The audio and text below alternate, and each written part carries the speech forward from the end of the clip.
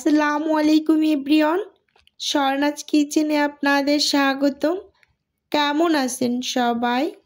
আশা করি আল্লাহর রহমতে সবাই খুব ভালো আছেন।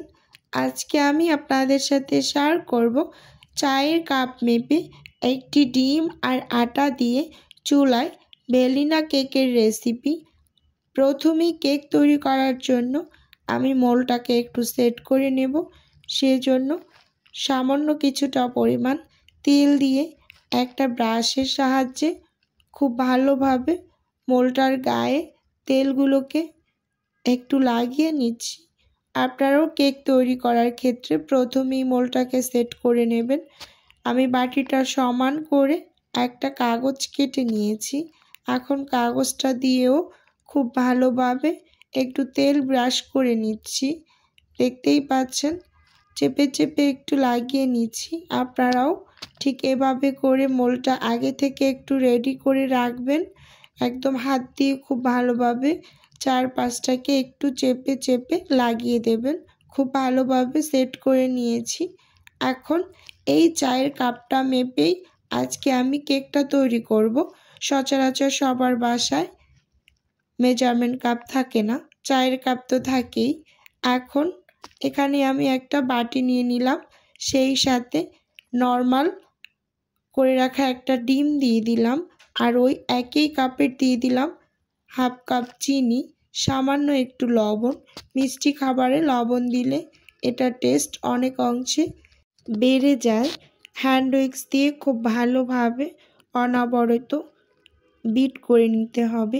দেখতেই পাচ্ছেন আসলে আমি কাজটা কিভাবে করে নিচ্ছি। একটু সময় নিয়ে হ্যান্ড উইক্স দিয়ে ঠিক এভাবে করে বিট করে নেবেন। এখানে আমি 15 থেকে 16 মিনিটের মতো বিট করে নিয়েছি। এটা হ্যান্ড উইক্স দিয়ে করতে একটু কষ্ট হয়, এরকম একটা ফোম ফোম ভাব ক্রিয়েট করতে। আপনারা একটু সময় নিয়ে করলে অবশ্যই হয়ে যাবে।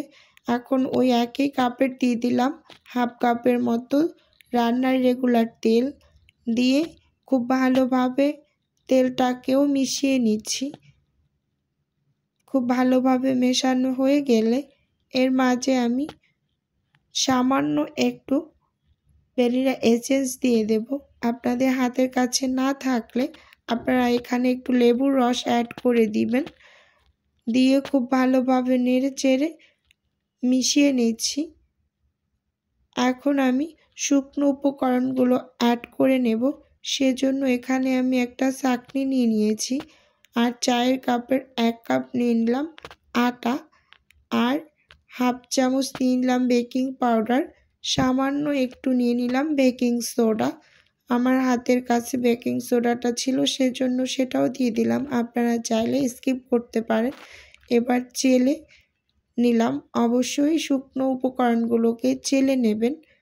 এবার হ্যান্ড উইক্স দিয়ে খুব আলতো করে সব কিছু একসাথে মিক্স করে নেব। অবশ্যই কাজটা একটু ধৈর্য সহকারে করে নেবেন। ব্যাটারটা রেডি করার সময় যদি ড্রাই মনে হয় তাহলে সামান্য কিছুটা পরিমাণ দুধ অ্যাড করে দেবেন। আমিও অল্প অল্প করে একটু দুধ অ্যাড করে ব্যাটারটা একদম পারফেক্টলি রেডি করে নেব। আর একটা টিপস একটু বলে দিচ্ছি, দেখেন একদিক থেকেই আপনারা ব্যাটারটাকে এভাবে নেড়ে চেড়ে রেডি করে নেবেন। ঠিক এক সাইড থেকেই এভাবে নেড়ে চেড়ে রেডি করে নেবেন, কারণ খুব জোরে জোরে যদি আপনারা ব্যাটারটা রেডি করেন তাহলে যে একটা ক্রিমি ভাব ছিল সেটা নষ্ট হয়ে যাবে। আর ভ্যানিলা কেক তৈরি করার ক্ষেত্রে সেই ক্রিমি ভাবটা থাকাটা খুবই জরুরি।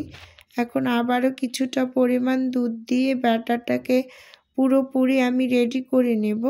একেবারে রেডি করে আপনাদের সাথে শেয়ার করছি। দেখুন আমি খুব আলতো করেই কিন্তু কাজটা করে নিচ্ছি এক সাইড থেকে।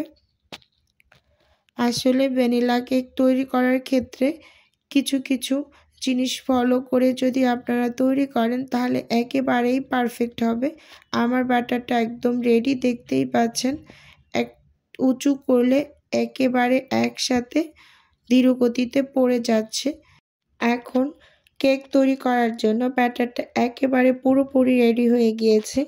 সাইডে একটু সরিয়ে রেখে কেকের মোলটা যে আগে থেকে আমি সেট করে রেখেছিলাম সেটা নিয়ে নিলাম। ঠিক উপর থেকে আমি যেভাবে ব্যাটারটা ঢেলে নিচ্ছি আপনারাও চেষ্টা করবেন উপর থেকেই কেকের ব্যাটারটা ঠিক এভাবে করে মোল্ডের ভিতরে ঢেলে দিতে। ব্যাটারটা পুরোপুরি ঢেলে নিয়েছি।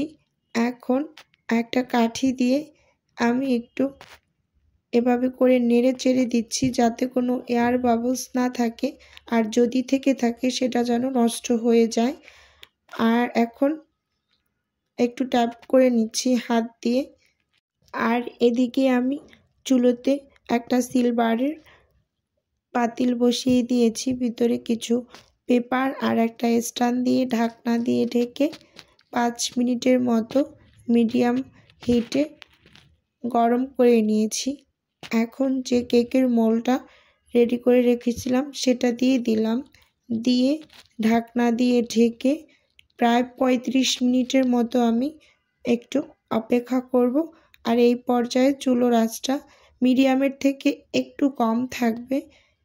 আর একটা কথা বলে নিচ্ছি, কেক তৈরি করার ক্ষেত্রে উপরে ঢাকনাটা অবশ্যই সিলভার বা স্টিলের দিয়ে দেবেন। 35 মিনিট পর আমি ঢাকনাটা খুলে একটু চেক করে নেব কেকটা। দেখতেই পাচ্ছেন একদম কাঠিটা পরিষ্কার এসেছে। আমি চারের সাইড থেকে একটু চেক করে নিচ্ছি যে কোনো পাশে আবার কাঁচা থেকে গেল কিনা। না, একেবারে পুরোপুরি কেকটা রেডি হয়ে গিয়েছে। এখন আমি একটু নামিয়ে নেব চুলো থেকে নামিয়ে একেবারে পুরোপুরি ঠান্ডা করে আপনাদের সাথে কেটে শেয়ার করব। কেকটাকে পুরোপুরি ঠান্ডা করে নিয়েছি। এখন একটা চাকু দিয়ে একটু ছাড়িয়ে নিচ্ছি পাশটা, উল্টে কেকটাকে মোল্ড আউট করে নিলাম। যে কাগজটা আমি দিয়েছিলাম কেটে সেটাকে একটু ছাড়িয়ে নিয়েছি। দেখতেই পাচ্ছেন মাশাআল্লাহ কেকটা কতটা সফট হয়েছে, একদম নরম তুলতুলে, আর খেতে কিন্তু ভীষণ ভালো হয়েছিল। এখন একটা চাকুর সাহায্যে আমি কেকটা একটু কেটে ভিতরে দেখিয়ে দিচ্ছি, দেখুন কতটা নরম হয়েছে আর ভিতরটাও কতটা সফট হয়েছে। আমার তো দুইটা বেবি মাশাআল্লাহ কেক খুব পছন্দ করে ওরা, আমি প্রায় বাসায় তৈরি করে থাকি। তাই আজকে আপনাদের সাথে একটা ডিম দিয়ে তৈরি করে দেখিয়ে দিলাম 1 কাপ আটা দিয়ে। আমি কিন্তু নর্মালি কেক আটা দিয়েই তৈরি করে থাকি। আমার বাসায় যেহেতু রুটি খাওয়া হয় আটাটা খুব বেশি থাকে, তাই আটা দিয়েই তৈরি করি সব সময়।